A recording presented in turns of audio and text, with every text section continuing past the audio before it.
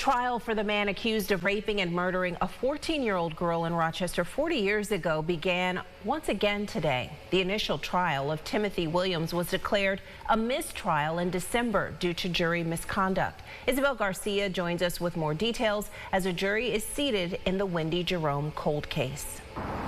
Supreme Court Justice Renzi made it very clear early on in the jury selection process this is an entirely new trial. Any of the facts from the previous trial, including the fact that it ended in a mistrial, are not to be at play here.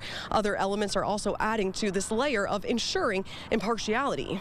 The judge also announced he plans to place a gag order on the jury panel once all 12 members and 4 additional alternates are determined. Timothy Williams is facing 3 counts of murder in the second degree in connection to the rape and murder of 14-year-old Wendy Jerome on Thanksgiving Day in 1984. Police identifying Williams as a suspect decades later, this after familial DNA testing was allowed in the investigation. He was arrested and later indicted by a grand jury in September of 2020. The jury selection process began with a full gallery first thing in the morning, with about 30% leaving within the first 45 minutes.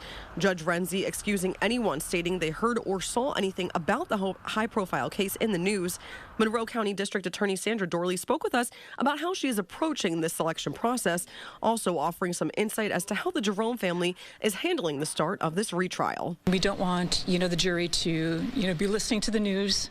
We don't want them on social media. We want them to be as isolated as possible, yet giving them the ability to go home and be with their families. We just want to make sure that they are not influenced by anything outside of the courtroom. The family obviously was disappointed back in December, but, they've waited 40 years, and, justice delayed will not be justice denied for Wendy Jerome. During the more direct questioning with the potential jurors in a panel, District Attorney Sandra Dorley noted this trial is expected to last about 3 weeks. However, she says stranger things have happened. We will, of course, continue to closely monitor this case and bring you any updates as jury selection process continues.